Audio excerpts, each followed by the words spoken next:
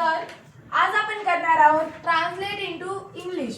तर हे वाक्य सर्व मराठीमध्ये आहेत, तर आपण यांना इंग्लिश मधून ट्रान्सलेट करणार आहोत। तर पहिले, तो वाक्य लिहितो का? हे वाक्य इंट्रोगेटिव्ह सेंटेन्स आहे, त्याच्यामुळे आपण पहिले याला जशास तसे लिहून पुन्हा इंट्रोगेटिव्ह सेंटेन्स मध्ये कन्वर्ट करू। तर आपण हे वाक्य पहिले लिहितोपर्यंत लिहून घेऊ, पुन्हा मग इंट्रोगेटिव्ह सेंटेन्स मध्ये कन्वर्ट करू। पहिले तो ला काय तो ही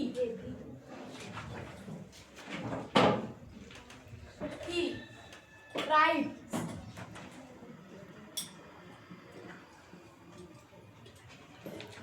पहिले इथे सिंग्युलर सब्जेक्ट आहे, म्हणून क्रियापदाला यस किंवा ईएस लागते, म्हणून आपण राईट ला यस लावू।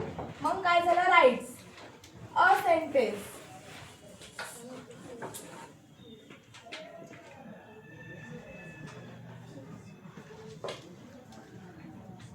तर आपण आता याला इंट्रोगेटिव्ह सेंटेन्स मध्ये कन्वर्ट करून घेऊ। पहिले इथे क्रियापदाला यस लागला आहे, म्हणून इथे डूच्या ऐवजी डज येतं। पुन्हा मग हे वाक्य जसं तसं लिहून घेऊ। ही राईट अ सेंटेन्स।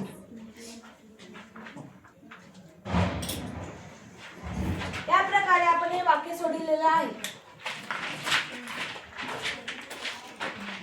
दुसऱ्या नंबरचं वाक्य आहे, ती नवीन पुस्तक घेत आहे। हे वाक्य असर्टिव्ह सेंटेन्स आहे। याचा काळ आहे प्रेझेंट कंटिन्युअस टेन्स। तुम्हाला प्रश्न पडला असेल की मी हे कसं ओळखलं असेल, तर इथे आहे तो आहे, म्हणून हे प्रेझेंट कंटिन्युअस टेन्स आहे। तर आपण हे वाक्य आता सोडून घेऊया। तिला काय ते शी आहेच्या जागी इज येत असते। घेते म्हणजे ते काय विकत घेते, मग काय ते परचेस।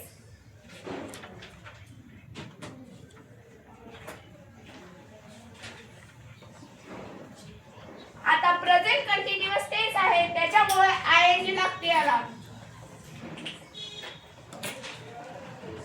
नवीन पुस्तक याला काय ते अ न्यू बुक। अशा प्रकारे हे वाक्य सोडून घ्यायचं आहे आपल्याला।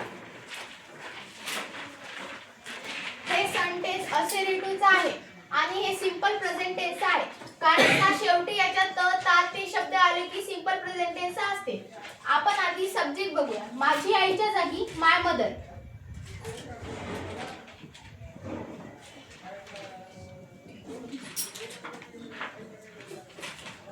आता वर्ब सिंपल प्रेझेंट टेन्स आहे आणि सिंग्युलर असल्यामुळे मुख्य क्रियापदाला ईएस आयएस यस लागते, म्हणून गिव्हच्या जागी गिव्ज। मलाच्या जागी मी।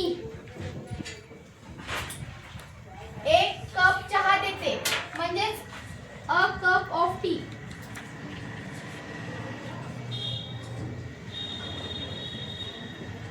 अशा प्रकारे हे वाक्य आपण सोडवलं।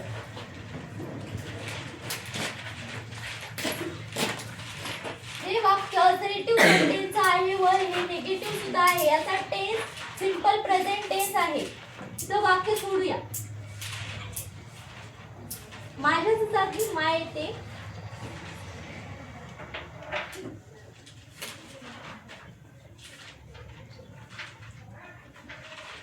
बहिणीच्या जागी सिस्टर येते,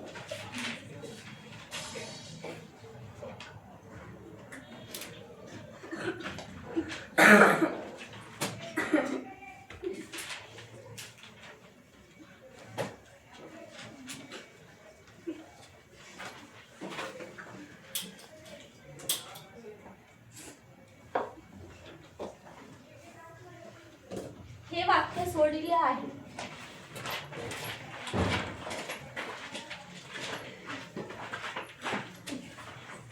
मला सांगू नकोस हे कोणत्या प्रकारचं वाक्य आहे? तर हे इम्पेरेटिव्ह सेंटेन्स आहे. इम्पेरेटिव्ह सेंटेन्स म्हणजे आज्ञार्थी वाक्य.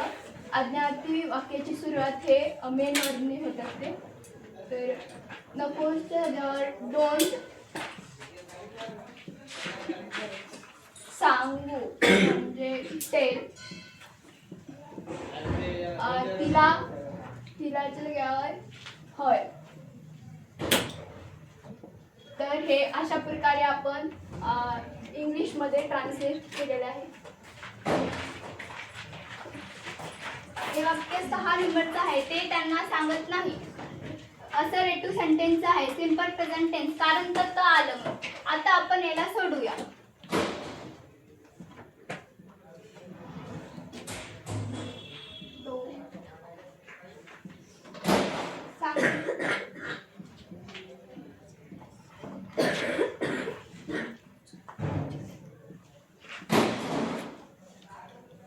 अशा प्रकारे आपण हे वाक्य सोडू.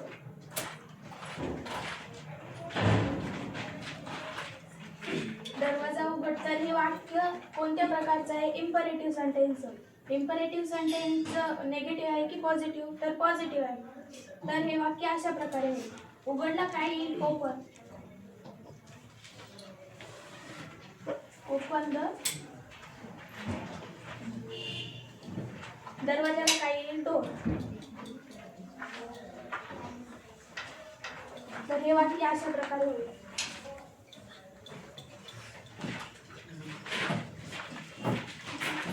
मला उद्या तुझं तोंड दाखवू नको. हे अतिशय छान प्रकारे वाक्य आहे, सगळ्यांनाच आवडलं असेल. तर हे वाक्य इम्पेरेटिव्ह सेंटेन्स आहे. इम्पेरेटिव्ह सेंटेन्स म्हणजे आज्ञार्थी वाक्य. आज्ञार्थी वाक्य. इम्पेरेटिव्हचा आपल्याला निगेटिव्ह करायचा आहे. तर नको ना डोंट.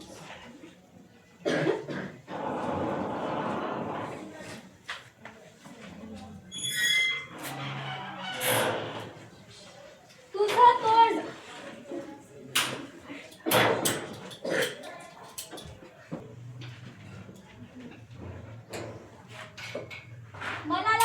मला म्हणजे मी.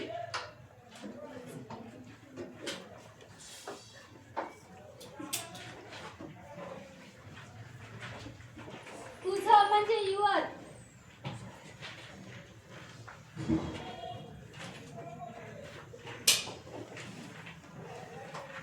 उद्या म्हणजे टुमारो.